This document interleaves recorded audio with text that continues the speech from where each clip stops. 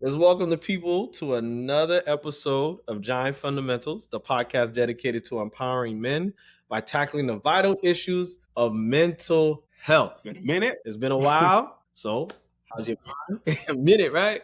How's your mind? How's your body? How's your heart? What is your giant gratitude? I got so many things I could be grateful for, which is a great thing. I'm just thankful that I have the most amount of peace I've ever experienced in my adult life. Bro, it is overwhelmingly peaceful right now. Like the last few weeks, it's just been very simple routine. Just see clients 6, 7, 8 a day. And then on the weekend, just kind of chill, just relax, just chill. Because in the past, I was always trying to find something to do. Rest and relaxation was something that scared me because it made me feel like, yo, if I'm not doing something, I'm being lazy. And that's a lot of unlearning that I had to do. And it also deals with this thing that I've developed, this assessment that I've developed called the performance-based identity, where your identity is just surrounded around what you can do and how well you can perform. And you do that by sacrificing rest, relaxation, authenticity, just so you can gain external validation. And I didn't realize how much I live to prove other people wrong. But as I've done my shadow work, as I'm on my healing journey, working with my therapist, reading certain things, doing breath work and meditation, revisiting the past experiences from when I was a kid, my entire thing was always, yo, I gotta prove people wrong. I gotta prove. It was like this intense energy to prove people wrong. Yeah, and I did it. Yeah, I dropped out of high school, but I ended up getting my diploma. I ended up going to school and getting my bachelor's of religious education. Then I ended up getting a master's in marriage and family therapy. I got married. I had kids. And I'm like, fuck all y'all. What y'all gonna say? Wait. Can you show us a copy of your degree? I'm just saying, I want to make sure, you know what I'm saying? I want to make sure that the degree is a copy of the degree. The third party. I got a copy of the license for sure, though. I had to pull it up because somebody that's helping me, somebody that I hired that's helping me get into license in different states. She was like, hey, what's your license? I need it for this and that. And I was like, oh, shoot, let me look this up. I was like, oh, yeah, my body's still active. March 2027 is when it expired. Hey, if y'all want evidence, I got it. Look, listen here. I got my 2,000 hours. I went through the program. I did all of that. I'll back you up because I got the picture of your cap and But you know, gown, that may so not you be good. enough. You know what I'm saying? You gotta have the certifications. You gotta have the light. You know, I'm good, bro. I'm good. It may sound a little hood sometimes, but I did it the right way. You feel me? I did it the right way. My black brothers out here, let's get it. I did it the right way. But yeah, let's get it. So how does, you were talking about how the rest, the performance-based identity, all these things, and now that you're at peace or you've been feeling at peace, how's that affected like your nervous system? Oh man, how does your body in the beginning feel because of this? It felt like I was doing something wrong. See, the thing is, our nervous system is directly connected to what we believe about ourselves. So in the process of me resting and relaxing, my body, my nervous system is like, hey, look, what you're doing right now is not good because it's going to bring about judgment. You got to show people that you're serious. You got to show people that you're on your A game. You got to show people that you're about that life, that you're productive. And it's like, that's an unlearning that I have to do. Now I don't feel it anymore. Now I'm relaxed. I'm just chilling. I'm just chilling. So now it's like I've embraced rest and relaxation.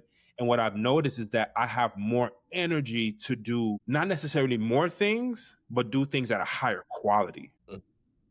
Yeah. Man, that is definitely amazing. I mean, that kind of leads into my giant gratitude and how I've been feeling physically in my heart, my body, and my mind. I took a month off Instagram, just took, get that cleansing, took that break off Instagram. And it felt, I felt so relieved. Like, I felt like Instagram, particularly because I spent most of my time on there, was like this subconscious or underneath pressure that I was feeling of the world, like this weight that was on me. And that I took that month off, I'm like, wow, I just feel so much better. And even leading into this weekend, even though I stayed in contact with some of my closest friends, I've been, I want to say, purposely isolating myself, but I just been sitting back and just relaxing, resting. Just every time I feel like I want to go out or go somewhere, I'm like, no, spend more time with yourself. You know, what can you do around the crib to learn more about yourself? And I've been journaling more as well. And one of the things I put in my journal is like, man, I love my sense of humor. Like I can make myself laugh because I feel like sometimes being the class clown growing up, you were doing it for acceptance of people. And I might have even said things that I didn't even find funny, but it was just for me to try to grab a laugh, right? Like that added to my value. But now that I'm like sitting there journaling and I'm having these random thoughts, I'm like, yo, that shit's funny, bro.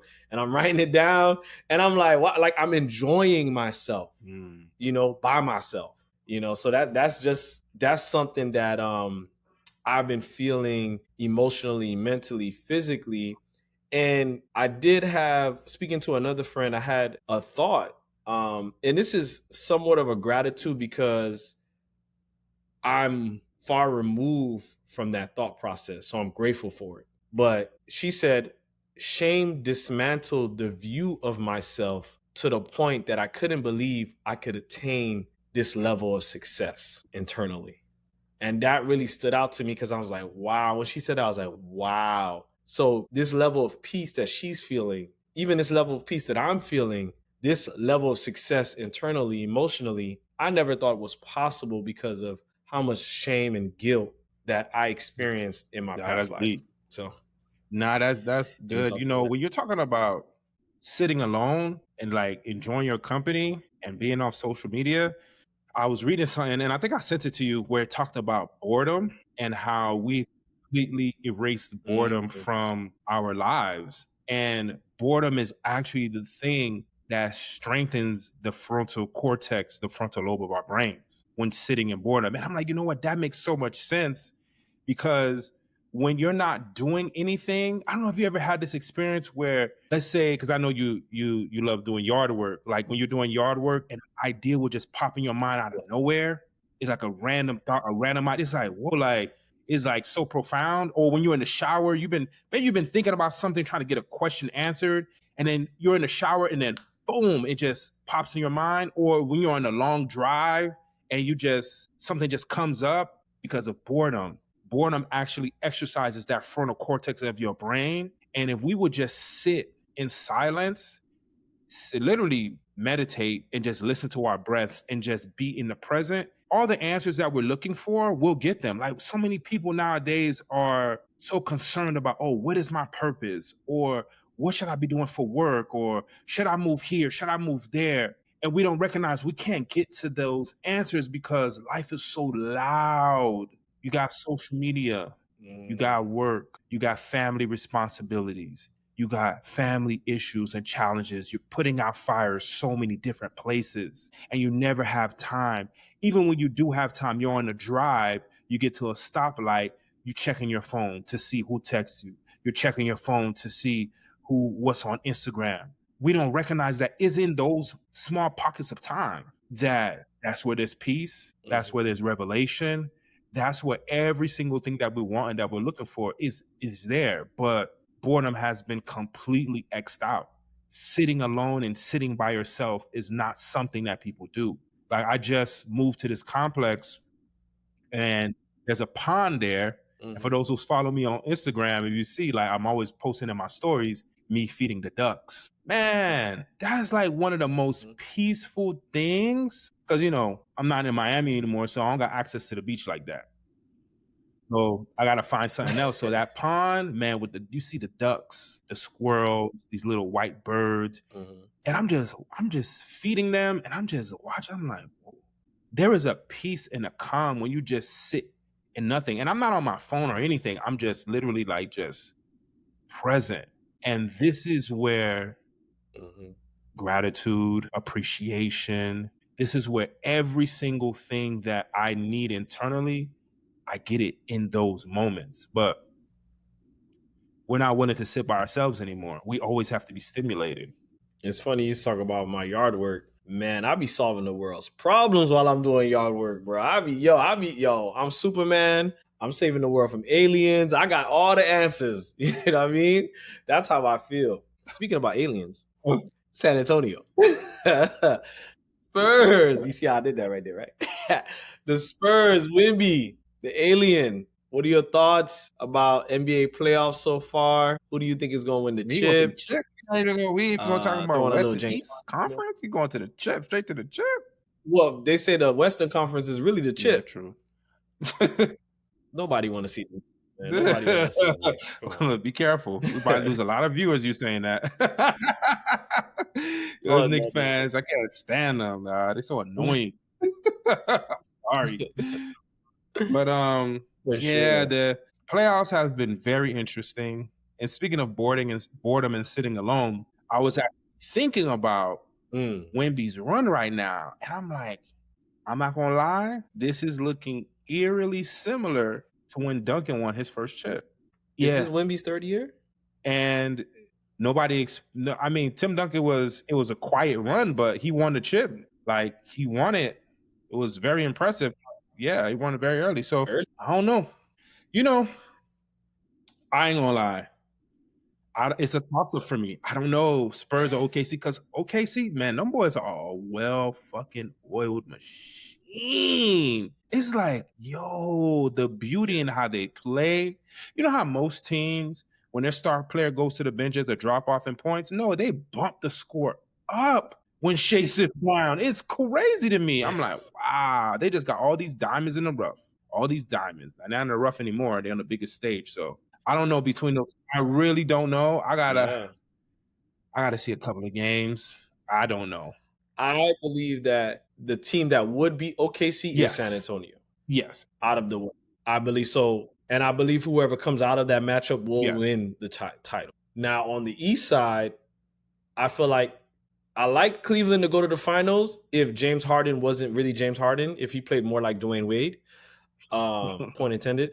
But the fact that they didn't close out the Pistons, I think the Pistons are going to win Game 7. I'm not worried about that because the Pistons are so young, and you can see their fragility. You can see it in the playoffs, and the Pistons have mastered the regular season. We've seen that throughout the year, but you can still see they have some growth in the playoffs. You could yeah, they're very young, and they need a legitimate number 2 as well.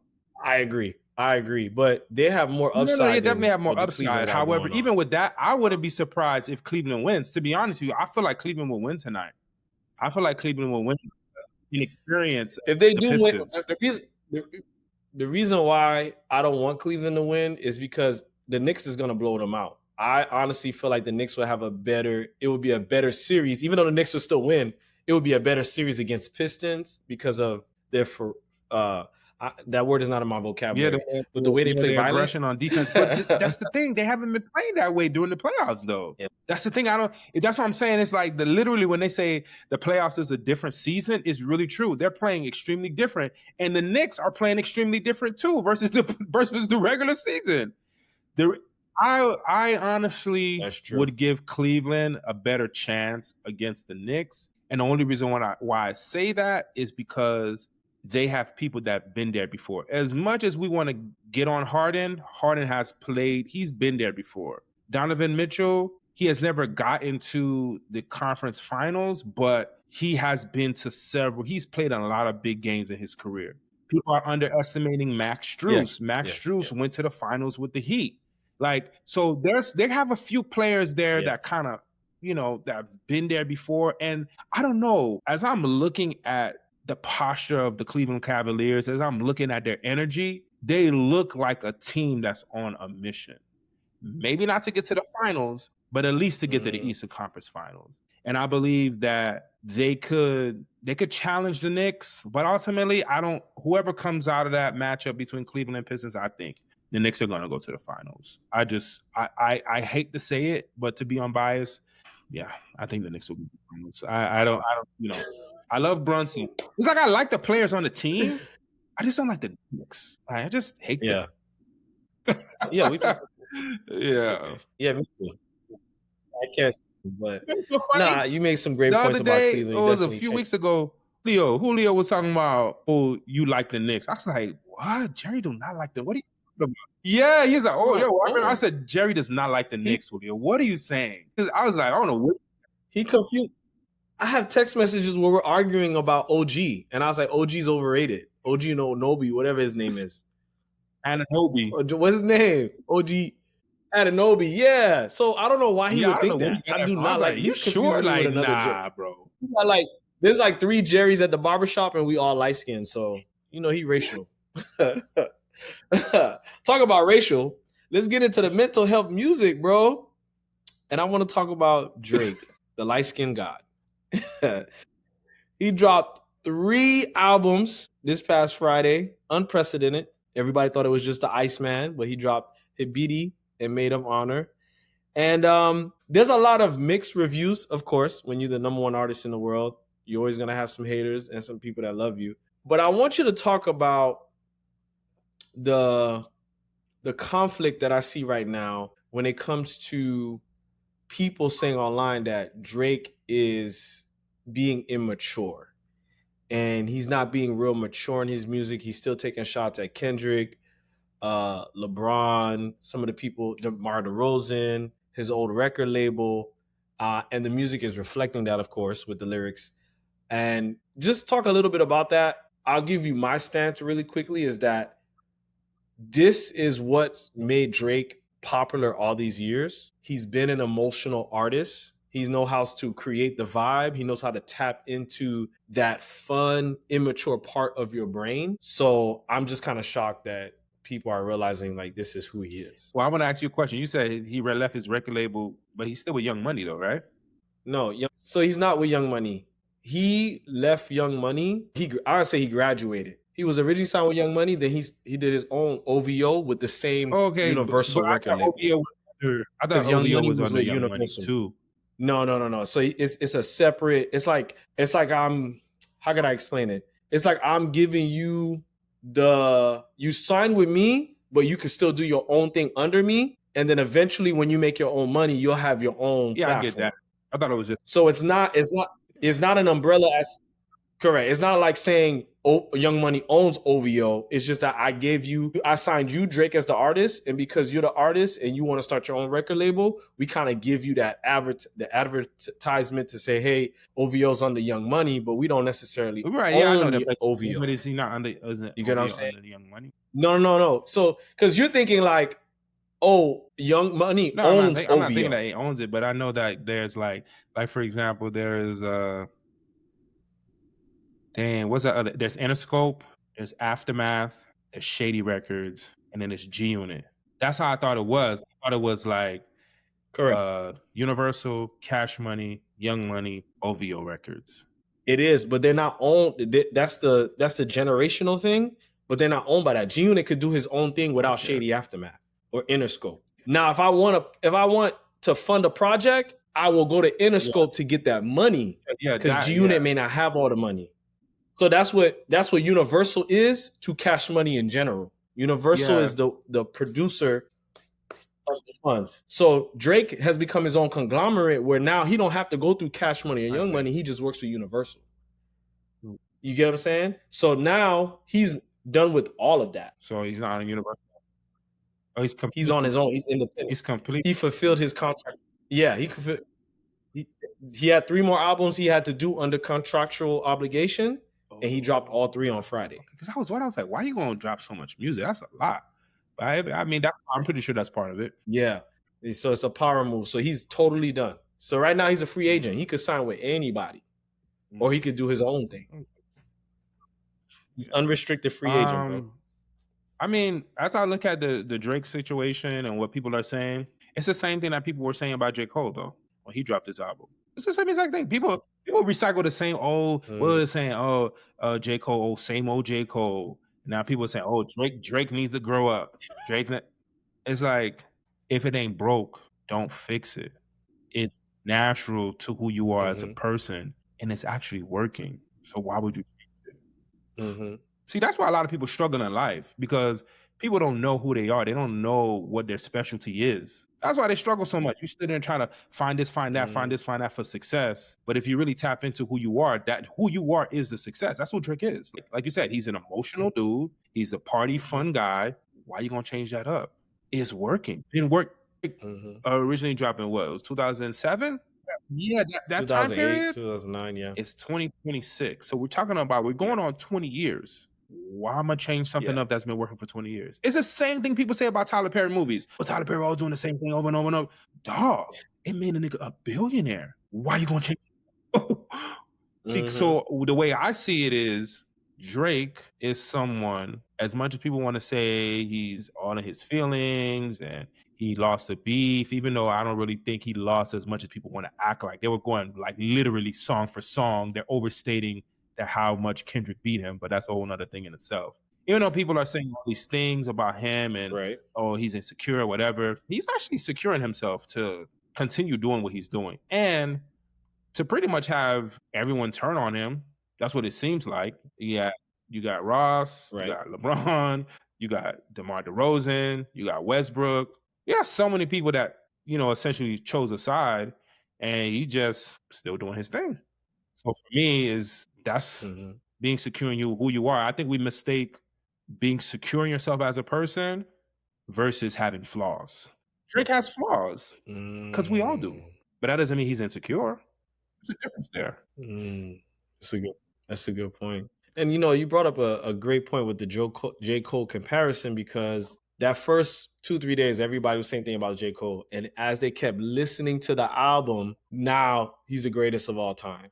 And I feel like with social media, this internet generation, we are so quick. I had someone on Thread say, if somebody posted a review of Drake's album in 24 No, they're hours, not. they're not legit.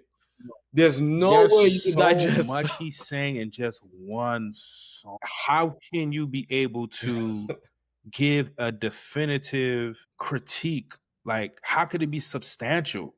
It's one song, and we're talking about 3 Yeah. albums. Like, how? It's impossible. You're not Yeah. really listening, because I think a lot of times what people do, especially with music, people don't recognize that music in its form, and it's an art, it's a science, and it's math.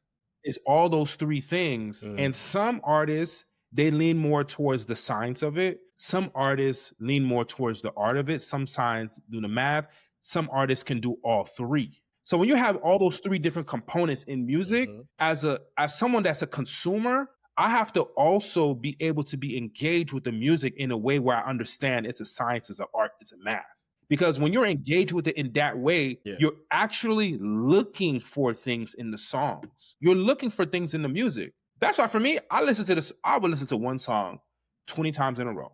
Literally. And then I'll stop listening to it for like a week Mhm. and listen to that one song again 20 times in a row. And I always find new things like, oh, that's what he said. Oh, I'm like, yo, he said this. I Google, what does this mean? I said, whoa, he's referencing this. Like, that's how you really experience the music. You don't really experience the music just by listening to the beat and the words. It's way more than that. So someone who is giving a critique within 24 hours, I can't take that serious. I'm so sorry. I cannot. I can't.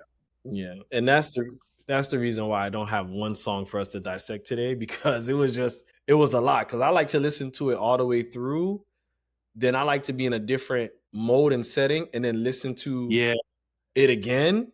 And I may not listen to one song 20 times, but I'm definitely gonna listen to one Yeah, song that's how I 4 am. or I'm gonna 5 beat the dead times. horse. I'm gonna beat it. I'm just gonna keep listening. And then you're right about the different settings, because I notice if I'm in the house cleaning dishes and I'm cleaning up, I'm listening to a song, I'm like, oh shoot, I heard whatever. But then if I'm driving in a car, it's a totally different vibe. I'm catching different things. Correct. So again, Mhm. music is such a special thing, and the way that this microwave generation has taken it and honestly has not appreciated it is like, it's a whack to me. It's like, that's why I don't really give comments about music. I don't really talk about music like that and stuff with people. Like, to me, I feel like the conversation is point. It's kind of like with basketball. I don't talk about sports with a lot of people like that, because I'm like, you're not really watching it for real. So it's the same thing with the music. Is like, Is next, you don't know what you're saying. Well, let's move on to the main topic then. Today's topic is why hypervigilance is destroying men's relationships. Now, I have a statement here about the premise of what you're talking about. Do Yeah, you you want me can. to go ahead and Yeah. read that out to the audience? Okay, so the premise, right? So a lot of men think their biggest issue in relationships is communication. But for many men, the deeper issue is in their nervous system that it does not feel safe enough to communicate well. What caught your awareness that made you want to bring this topic Well, to it's us this week? because as of late, excuse me, I've been working with some men who are going through some challenging time in their marriage. And as a marriage and family therapist, one of the things that we do is we always go to the past, because your past created the foundation of who you were or who you are as a person. And in that past and in who you are as a Mm-hmm. person, there's a system of beliefs that are literally the energy that moves you forward or holds you back, however you want to see it. And one thing that I've been recognizing with the men that I've been working with is hypervigilance has been something that they've adopted to not just survive, but to also gain a certain amount of success in life. And I just want people to understand. I want to read the definition of hypervigilance, and so people can understand what it is. So it is extreme or excessive vigilance, the state of being highly or abnormally alert to potential danger or threat. Okay. So that Mm-hmm. means you are always on 10. People who suffer PTSD are normally people who are hypervigilant. And the response is that, the fight, flight, or freeze response that's embedded in that part of our brains called the amygdala. That's where the hypervigilance is coming from. It's like you always on 10. So now Mm-hmm. what ends up happening is when you're in your relationships, you are seeing everything as a potential threat. And the thing is, with the human mind, it's crazy. Our minds can't differentiate between a real physical threat or a non physical threat. The brain processes that as the same thing. Mm-hmm. And it is crazy how it works in relationships, because let's say, for example, you're married, your wife is always spending money, and you grew up poor as a kid, and you remember your parents always having financial issues. What your wife is doing when she's spending Mm-hmm. all of this money, that's not what you're responding to in the moment. So when you're getting frustrated, when you're getting upset, when you're yelling, or when you're criticizing, or you're putting her down, or you're shaming her because she's spending all that money, you're not doing that because of what she's doing. You're not reacting in that way because of what she's doing. You're actually reacting that way because you Mm-hmm. remember the struggle it was that you had as a kid, not having shoes, not having clothes, not being able to go certain places because your parents were so bad with money. So that in itself became a Mm-hmm. trauma. And then now you get older, you're like, yo, I'm gonna make sure I'm not bad with money at all, because I want to make sure that I don't experience this anymore. Then you get married, then the financial problems start to come. And it may not even be a financial problem for real. Your partner probably could spend $5 over budget, and that makes you freak out. That's hypervigilance. And then you Mm-hmm. think that it's because she's doing this and that and that. No, it's actually because you've experienced financial trauma as a kid, and you have not been able Mm-hmm. to heal from that and get over that. And now you're assuming that every single thing that happens in that moment financially, you're assuming that it's a threat, it's a problem, or you're going to be broke. And you start to catastrophize and think, oh, if she keeps spending money like this, and this is going to happen, and that going to happen, and this and that. And you're just going down the snowball of catastrophizing. But in reality, you're really stuck as that little boy that you were, that felt helpless, fenceless, and powerless when your family went through hard financial, what do you call that? Financial hardship. It's funny you talk about the way the brain works, because I learned that the brain it's For its sure. own AI, so to speak. So as you put in, it's learning you. So as you've placed yourself through life in different scenarios where you're vigilant, you've also created certain scenarios in your mind to create a warning system for you to use your vigilance, right? So now your brain, even it recognizes certain patterns and is now affecting your nervous system, where it's Yeah. like, yo, warning, warning, warning, you need to be vigilant because this is the same situation. And even though it may not actually be the same situation, in reality, your marriage may not be the same situation as when you were growing up, but your brain recognized that pattern and is doing its job to warn your Yeah. body, to warn your That's system. but that's the job of the amygdala. That's what the amygdala does. That's Hmm. what you're essentially talking about right now is the amygdala. That's the amygdala's job is to tell you, hey, danger. So is it we gonna fight? We gonna flight? We gonna flee? We gonna run? We gonna freeze in the moment? We just gonna be stuck in a moment, or we gonna fawn? We're gonna try to like make light of the situation, make fun, make jokes, or whatever. That's the job of the amygdala. That's what the amygdala does to let you know, hey, there is a danger. And the thing is, the mind doesn't necessarily, and I'm still doing some more research on this and reading on this. It's like the mind doesn't necessarily categorize things in memory the way that we think it does. It's more so of an emotional thing. Because this Mm. is something that I noticed about feeding the ducks. They have been my greatest lesson so far in this season of my life. No, because I noticed the ducks, Duck with the ass you. ducks, I noticed something. When they see people walking to the pond, they vibe, they chill, Hmm. they don't move around. They kind of just stay in the water. But when they see me come, but they can't really see me, Jerry. It's like they feel me coming and they just start, Mm. "Wah." Boy, they be coming after me. I'm like, oh shoot. It's like they feel my presence. And then I'm shaking the bag. So it's like they know, Hmm. oh, he's here to feed us. But I notice they don't do that with other people. But they can't necessarily see. It's not like they're like us where they can Mm. see, like, oh, I recognize this person here. This is Jono. They don't have that. So I'm like, okay, so we have something similar to that too at a subconscious level where we could be in a present situation Hmm.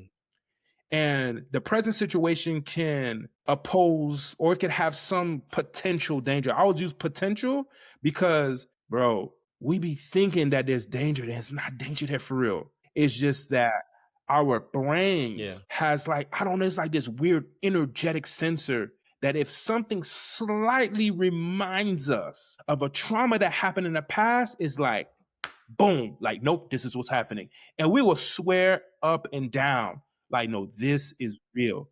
This Hmm. reminds me of a client I was working with last year. And Hmm. he had a girl that he was with. Then they weren't together anymore. They had 2 kids together. And then he also was like the father to her daughter for some years. So they still remain connected. He's still watching the kids. And they went to court, they did their thing, whatever, split custody, whatever they did. Okay. And Hmm. his ex was someone who like she liked to go on trips, she liked to do things. He is more of a person, he's like, nope, I gotta be there for my kids. I can't do anything. I gotta just, essentially sacrifice my entire life for my kids. And his ex would tell him, like, yo, you gotta Hmm. go out. Like, you gotta do things. You gotta travel. Like, he's like, well, who's gonna watch the kids if I do that stuff? Because you're always going too much. He's like, yo, you can have this person watching that. He's like, no, I'm not doing that. And I'm like, I wonder why he has that point of view. And as we're talking, it's because when he was a kid, he was severely emotionally neglected. And his parents were Mm. not there for him. Like his dad was never in the picture. He would see his dad maybe some summers, but his mom was there, but she was so busy working, doing her Mm. thing, and he was just left alone a lot of the time. And for him, it's like he made this vow to himself that my kids are not going to go through the same thing. And then he went through certain things in terms of like physical danger as a kid because he didn't have the protection of his parents. So that made him hyper vigilant. So now it's like, no matter what, nobody's watching his kids. And I'm like, bro, but you're miserable. The man is, yo, he's so miserable. But because he's so tied to what happened to him as a child, he's making the big assumption that his kids are always in danger, that he has to be there to protect them. Mm. No one else can be there to watch them. So this is where this hypervigilance can turn into like just controlling everything. And that's one thing, boy, I learned my lesson. When you try to control everything, you will be the most unhappiest person walking the face of the earth. I ain't doing that shit no more. Mm-mm. What they say? Let bygones be bygones. Let But things be. mhm. But in relationships, when you bring this up, and I've had women tell me this, they like the fact that I'm vigilant or hyper vigilant. They want a man that leads. A No, no, no, lot no, of no, men get rewarded no, for being. no, no, no. Think about it. Yeah. Okay, yeah, I'm just wait, saying what they slow say. down, slow down, slow down. Okay. They like that initially. See, and let's not mix the two up. I don't want to mix up being hyper vigilant and controlling with leading. Those are totally two different things. I don't want to mix them up. Mhm. Originally, a woman would be like, yes, like I love a man that could take a lead. I want to be a passenger princess. I want to this originally. But as time progresses, think about it. When you're starting to put some order and some structure into some things, and you start to get to that place, how do they normally act? From your experience and from what you hear other men have said. They feel like I'm taking their Ego. freedom away. I'm There you go. controlling everything, and Exactly. So it's not true. It's not true. Like, no.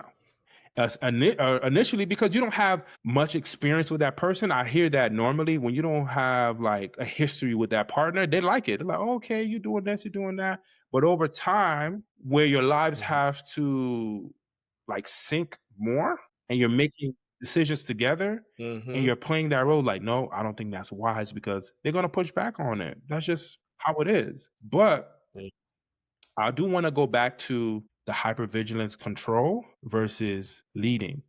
Being hypervigilant and controlling, that is something that every single thing is saying every single thing in my environment has to go a specific way. And that specific way is my way.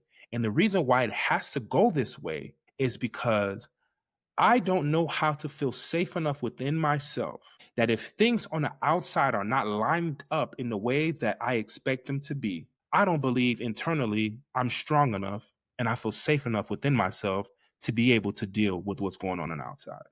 That's hypervigilance and control. People who are hypervigilant and controlling, it's hard for them to allow things to just be because it's a threat. It's scary. But someone who is a leader is different. It's like you put in structure and you bring in stability and you bring in a plan, but you also understand that what I'm bringing to the table as far as structure, stability, and a plan is not perfect, is not bulletproof. But I believe that if things do go off the rails, I have the capability, I am resilient enough to be able to work through those things and actually make things better than what I actually planned them to be. They're totally two different things. So the ability to adjust to the outcome versus the ability to control Well, I wouldn't the even say outcome. outcome. I think before outcome is process. Is the Yeah, but the controlling part is because I want this yeah, you specific want the result. specific result, but it's more there's a step before that. You want the result, but the result has to come through this pathway.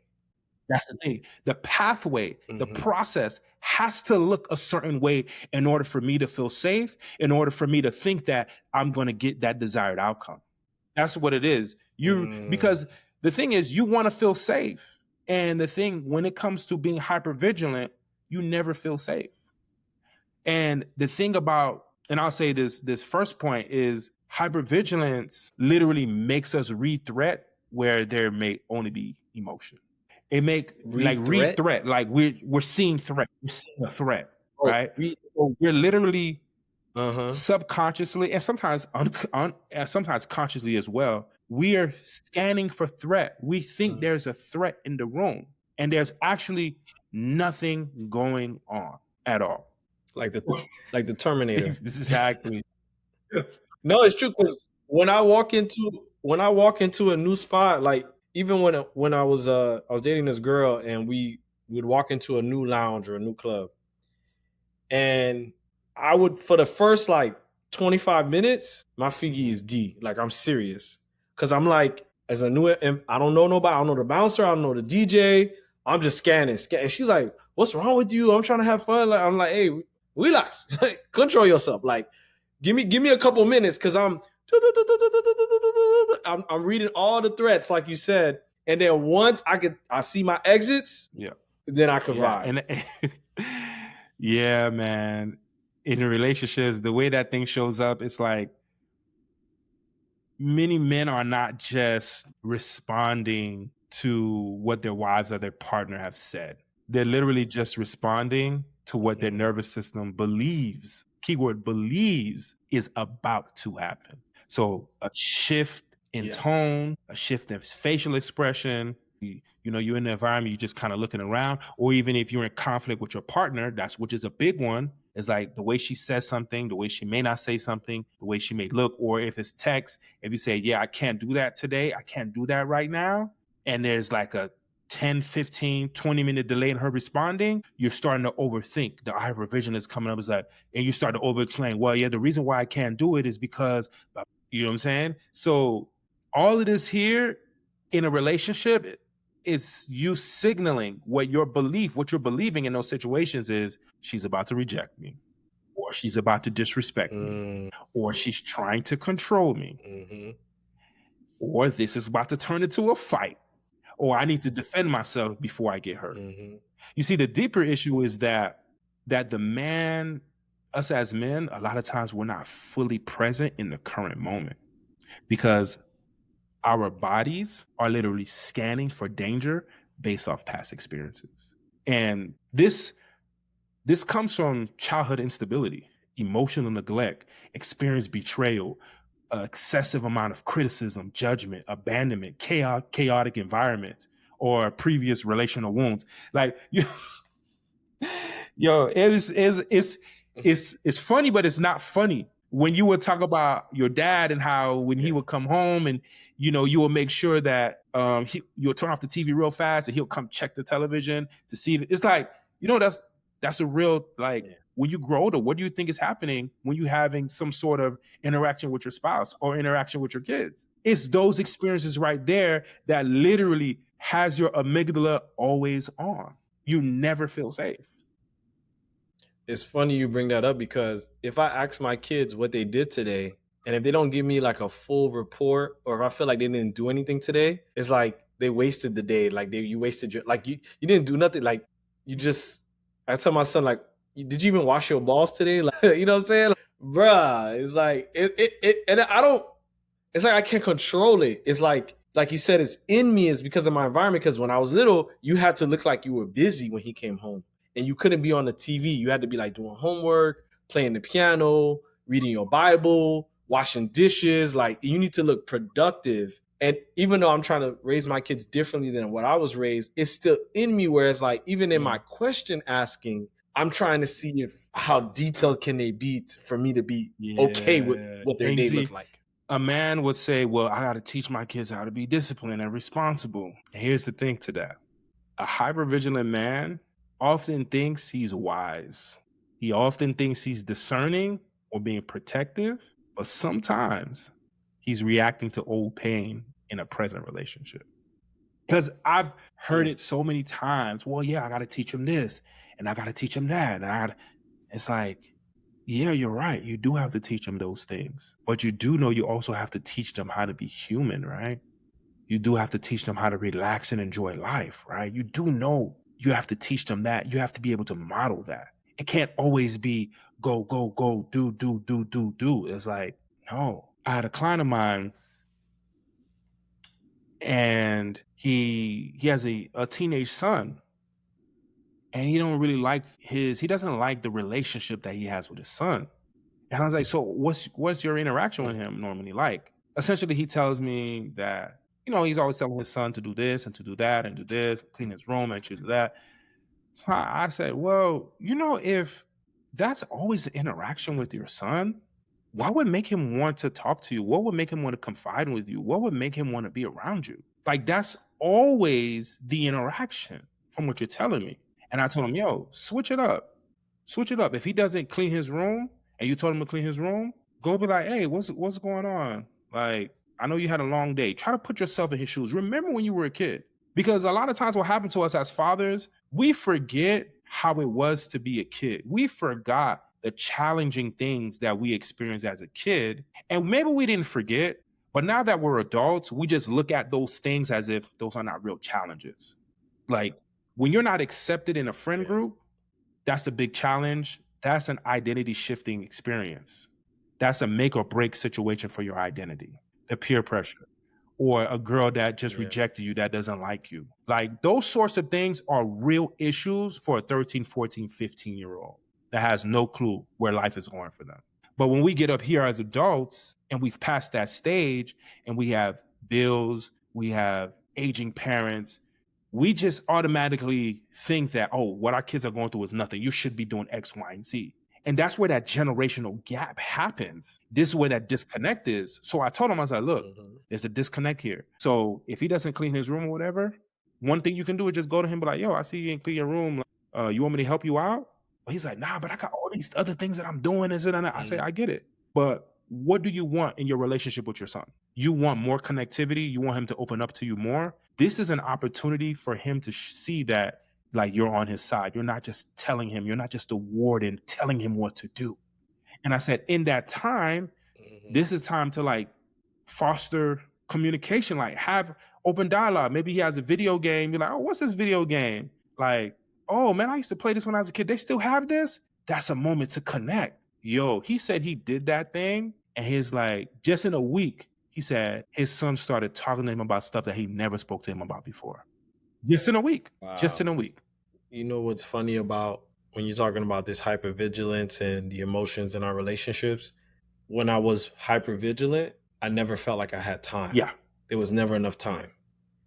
To the point where I got to teach the kids this. I got to do this. I got to move the car. I got to cut the grass. I got to get my wife ready. No. It's never enough time. Never. I'm sleeping too long. Like, I got 6 hours. Okay, that's enough. Boom. Never, like, for me to sleep in was somebody. I woke up thinking like, oh, somebody died because I wasn't surveying the land. I wasn't providing. I wasn't being hypervigilant. So it's funny how our mind distorts how much time we have when we're hypervigilant. Absolutely. Because it's like a race against time, man. He's got to get done. Yeah. Another point when it comes to hypervigilance is hypervigilance literally turns protection into control. It happens all the time in our relationships. I feel like you wanted to say something. No, I wanted you to expound more on that because I'm like, I could think of situations where I was just trying to protect my loved ones, but they felt like being I was trying to overbearing. ruin their fun. Overbearing. Yes. So when a man feels emotionally unsafe, he may try to regain safety through control. And we don't even recognize we're doing it, bro. Wow. It's crazy. This is why I always tell people, I'm like, yo, they'll come to me, oh yeah, my wife, she doing this and that and that. Oh, my girl, she blah, blah, blah, blah, blah. And I'm hearing what you're saying because I do want to be empathetic towards your reality. And a part of doing that is me showing like, I'm on your side. Like, I hear you. Those things are frustrating. Oh, I feel like we can't get ahead because she blah, blah, blah, blah, blah, blah, is it and that? And I'm like, yes, I feel you. I've been there. I understand. But I always let them know. I said, listen, your wife is not here right now. Your girl is not here right now. You're here right now. And I'm letting you know that the issue is less about her and more about you. Some will step back and they will hear. Others, most of the time, push back. And I'm expressing, I was like, look, here's why I say this. And this is why I take my client on a journey, because I start the sessions, I start seeing them in a way where I'm building up the case to show them that, hey, you got to take more of a look at yourself than your partner. So when they would bring up certain things, I was like, yeah, I hear what you're saying, your wife, but you know the issue is more about you than her. Like, well, how could you say that? Because it's that and that. And I'll just go back to the beginning, first few sessions. Remember how you told me that your dad was like this? Remember how you told me that your mom was like this? Remember how you told me your sibling relationship was like this and that and that? You don't think that developed this and that, and then you're projecting that on your wife? This is what you're seeing? Yo, every time they're like, oh, shit. They're just stunned. And the thing is, like I said before, the systems that we grew up in, starting with the nuclear family to our communities, whether churches, schools, sports teams, anything that makes up our communities, if we are constantly feeling unsafe, if we are constantly experiencing judgment, criticism verbal abuse, physical abuse, financial abuse, if we're constantly feeling on edge, then you never gain safety within yourself truly. You become hypervigilant, and the way you try to calm that hypervigilance down is to try to control everything. And see, the thing with a partner specifically, that control can look like interrogating her or over explaining yourself, shutting down emotionally, becoming defensive like extremely quick, always you like constantly needing reassurance, always monitoring your partner's tone, their mood, their behavior, assuming poor motives like, well, she's trying to do this, or she's doing that because this and that, trying to win every disagreement, or becoming cold, distant, or critical. All of those things that I've just mentioned right there, that's a product of feeling unsafe within yourself. And you're bringing those things into the relationship and you're projecting them to your partner. So to a man that experiencing hypervigilance, it may feel like you're trying to prevent pain, you're trying to protect everyone. But to your partner, it may feel like you're punishing them, you're judging them, you're trying to manage them, or emotionally police them. That's what it feel on the other end. And this is where marriages get damaged. This is where relationships get damaged because the man thinks, I'm just trying to protect myself. I'm just trying to protect my partner. But your partner is experiencing, man, I can't be myself around this man. So hypervigilance, it literally creates the very disconnection that most men are trying to avoid. Because if you think about in the context of the family system, if you didn't grow up with your father, if your mom was neglectful, whatever the case may be, you experienced some trauma. Most of the time, a lot of the times, from what I've experienced for me personally, and then what I've seen with other men that I've worked with, there is a desire, there is a nobility when it comes to wanting to be a family man. You want to be a man that's committed. You want to be that father. You want to be that protector. You want to be that provider. You want to give your wife and your kids every single thing that you didn't have. You want that. But the thing is, you don't recognize there's something that's brewing beneath the subconscious. There's something that's brewing beneath all of that. At the end of the day, when they say you are a product of your environment, my boy, you are a product of your environment. So if you don't deal with that stuff, you're going to bleed this hypervigilant way of living and being in all of your important relationships. It's just going to, there's no avoiding it. It's going to happen because that's the oven you were baked in. You were baked in an oven of uncertainty, of chaos, and you never felt safe. So yeah, you may have the desire that I want to be this for my family. And don't get me wrong, even in the midst of that, because nothing is linear, you are doing a great job based off of where you come from. That's why I try to tell men too, like, look, hey, bro, if your dad was like this or your mom was like this, if they weren't there, this and that, look what you've done. Look what you've done. Like, you're present, you're there. You're not perfect, but you're in therapy. So that says a lot about you as a person, but we do have to work through these things. And it's not an easy work. It is gut-wrenching to look at yourself in the mirror. You think in all these years, it's her, it's her, it's her. And then you be like, oh, shit. You come to somebody like me, it's like, this nigga telling me it's me? What? Yo, how the responses I be getting. Yo, the responses I be getting. I was like, I told one of my clients recently, I said, man, you can learn a lot from your wife, you know. And he was like, I don't like the fact that you said that. And he came the next week again. He said the same thing again. I was like, I know, it hurts. I know. It hurts. It's funny you say that because that's what I wrote down is the appreciation of the therapy process. Because when you talked about how that one client, you went back to the beginning of what he went through to explain why he feels the way he feels right now in his marriage. And I'm like, man, you know how many times your woman may have said the same thing in an argument and you feel like, this is why I can't tell her nothing. Because when I tell her something, she's going to bring it up and use it against me. But in a therapy therapeutic environment, it still hurts, but you feel safe enough to feel those emotions instead of always playing defense. Sometimes you feel safe enough. Sometimes. Yeah, because there's a lot of shame that's there too. Because you're like, damn, oof, it'd be tough. Another thing as well, the last point I'll give is that healing requires learning the difference between danger and discomfort.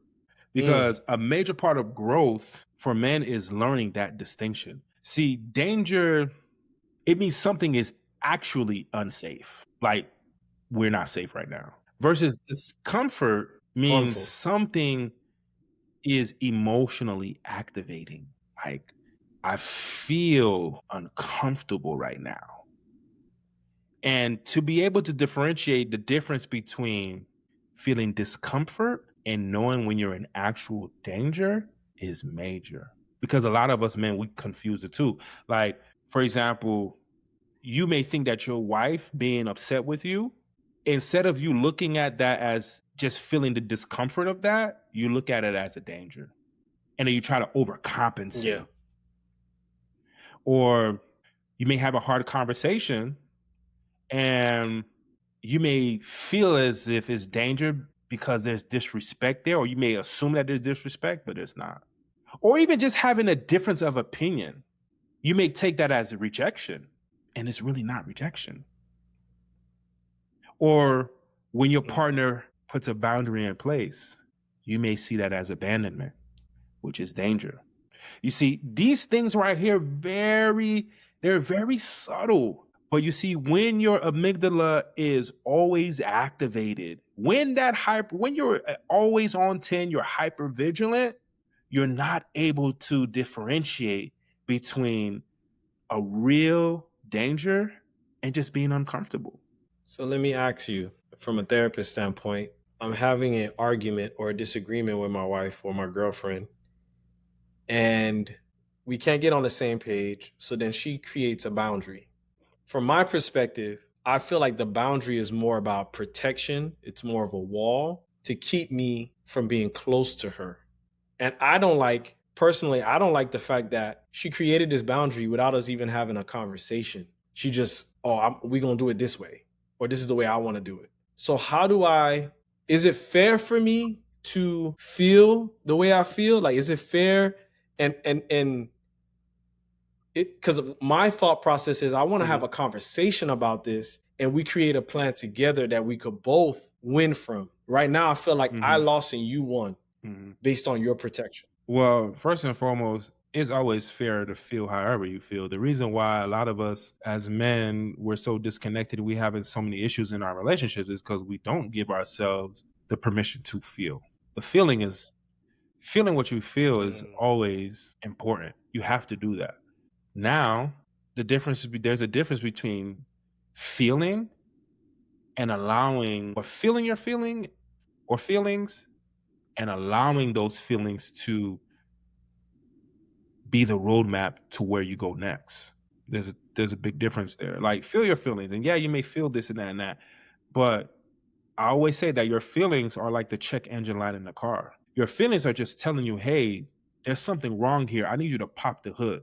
That pop the hood looks like, okay, let me pause for a second. What am I actually feeling? Yeah, I feel anger, but the reason why I feel this anger is because she set a boundary, and that boundary feels like she's rejected me. That boundary feels like she's pushing me away. That boundary makes me feel as if she's abandoning me. That boundary makes me feel unheard. As a result, it makes me feel insignificant. It makes me feel powerless. It makes me feel inadequate. It makes me feel hopeless. You see all those words that I just used right now? Have you ever thought to yourself that you may be feeling those signs? If you're using that example, have you ever thought to yourself you may be feeling those things? Yes, but I didn't know how to express it. I didn't know that. Like, as you're saying it, I'm like, yeah, And check, that's nigga. what I do Check, with men. nigga. I'm check. literally helping you to gain emotional literacy, because we just automatically feel like, oh yeah, she did this, and you're just angry, you're just upset. But it's like, no, it's more than being upset. You feel rejected. You feel powerless. You feel helpless. You feel inadequate. You feel insecure, which has put you in a very fragile and vulnerable emotional state. That's where it starts. And then once you see that, okay, then why is this making me feel this way? And you really have to be able to sit with yourself and say, am I reading this the wrong way? Man, bro, that's the hardest thing to do, man. Again, because you are so fixated, and without realizing it, you're fixated and you're anchored on past experiences that made you feel abandoned, that made you feel helpless, that made you feel powerless. So it's kind of like that parent growing up that said, my way or the highway. No, you can't do this. And that's it. You may be assuming really at the subconscious level that your partner is doing the same thing. Like, no, I don't want to hear it. But she may be doing it because she doesn't know how to deal with the situation. She may not know how to move forward. She may feel overwhelmed. Maybe she's putting that boundary up because she doesn't know how you're going to respond if she tells you the absolute truth. Maybe she's trying to figure out a way to, there's so much nuance there. But again, our brain makes the assumption that, oh, this is a danger. This is a threat. This boundary is showing this. Maybe she's not going to want to be with me anymore. Maybe this and that. Now I'm going to be abandoned again. So there's a lot there. So when you said the difference between using your emotions as a roadmap, should I use the emotions as a roadmap to break down what you just said? Is that what you were? Is that the Yeah. point you were So it's making like about that what we do statement? is we use our emotions in the wrong way. First of all, we don't even know that. We just automatically Mm, think we're angry. Like that's all we know is anger. So you got to get to correct. the second and third level of emotions, like anger, sadness, feeling bad, feeling happy, surprise. Those emotions are literally just the first layer of emotions. It's like Mm, that is the fruit that you can see on the tree. But if you have to go to mm-hmm, the second and third layer. So when I said, oh, you feel angry, but you're really feeling powerless, helpless, rejected, abandoned, that is the root. It's the core of the anger. It's not the anger for real. It's just that mm-hmm. as men, we've been socialized and we've been taught that anger is acceptable. Because I remember as a kid, when I got Right. rejected, when I felt rejected or abandoned, I remember feeling that initially, but it always morphed into anger, and that's why I was like, all right, yeah, I'm gonna show them, I'm gonna prove to them that's the anger, and I moved with that for the majority of my life. I was like, Mm-hmm. okay, even in my most common state, because I got older, I got some education, and I was like, okay, this is what okay, I'm just gonna if I'm in a calm state, I'm using my language, like using my education, but at the core, it's Mm-hmm. still that anger that wants to prove because oh, you abandoned me, you rejecting me. Oh, you're looking at me as someone that's Mm. so it's like it's still there. Even though the surface has changed, it's still deep down. Any Man, I last would thoughts, say my brother? some practical tools, as I see a lot of men are struggling with this. Man, we got to pause before we respond, man. We got to really pause. Mm, Pausing has saved my life so many times, saved so many of my relationships. Just like really just sit there like, all right, don't respond yet. Just give it some time. And I'm gonna be real, fellas. Don't let the women pressure you to respond, bro. Don't let them do it to you. Don't let them. Cause it's gonna take your time. That's where you set the boundary, and that's where boundaries are healthy because you're doing it because you want to protect the relationship. Like, hey, you just gotta give me some time to really mm, think about this, to sit in this. Cause you have to figure out how you're feeling and where these feelings are coming from. And then with that, you're asking yourself, okay, what story am I telling myself right now? And name the emotion that you're feeling. Like beneath, like I said, go through those layers. Yeah, it's anger, but go through those layers. And you can always find, just go on Google, simple Google search, right. type in feelings wheel. It has all Mm, the emotions that you need. And then regulate your body before trying to resolve an issue. We always trying to solve it from here. But you got to be able to take your time, mm, go outside, sit in the stillness, breathe, inhale, exhale deeply. Those things are regulating your emotions. Like, take your time to do that. Don't go into the thing logically saying, oh, because she did this and that. Now I'm going to show her. No. Nah, it's never going to work that way. And then ask clarifying questions instead of being accusatory. Like, don't accuse. Lean in with curiosity to see, okay, why did she do what she did? Or why did she say what she say? And then learn to say, like, just if you don't have the answer, just say, yo, I don't know. I feel something right now. Something is activating in me, but I want to clearly understand where you're coming from, what you're saying. I just don't have the emotional capacity to do that right now. Can you give me some time? And the big one, which is this major skill, learn how to separate past wounds from what is currently happening in the present. And this mm, is what I would say a self-led man looks like. You don't shame yourself for feeling the way that you're feeling. You don't shame yourself for making the mistakes. You don't shame yourself for your emotions being activated in this way, but you know that, okay, this is a part of my growth. This is a part of me learning. This is a part of me healing. This is a part of me actually understanding how to show up in a relationship in a way that's actually healthy. And that's it. Like any good therapist, you gave us a lot of homework. I definitely appreciate I you. love you With that being too. said, I love you, Until bro. we pod again.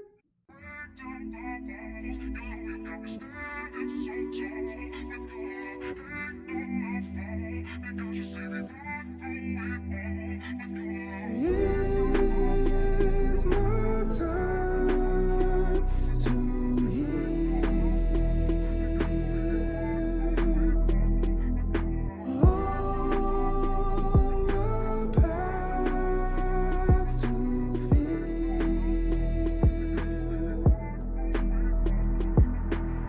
Growing up with emotional instability.